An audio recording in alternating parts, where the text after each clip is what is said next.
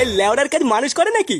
বাড়া সারাদিন গাড় ফাটিয়ে সেটা চিরে কাজ করে লাস্টে পাবো 200 টাকা, তার উপরে আবার এই সেটা চিরে রোদ। বাবারে, হয় নাকি?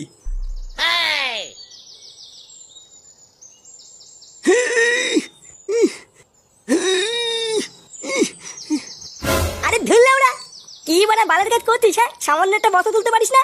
পাড়ার বাল বাড়ির থেকে কিছু খেয়ে আসিস নি নাকি? এই তো বোধহয় একটুখানি একটা সিমেন্টের বস্তা, এই বাড়া তুলতে টাইম লাগে নাকি? আর এই জন্য সেই থেকে হু করে যাচ্ছে, বাড়া একটা বস্তা তুলতে পারে না। সর বাড়া সর, শিখে নে, দেখ আমি কি করে তুলি।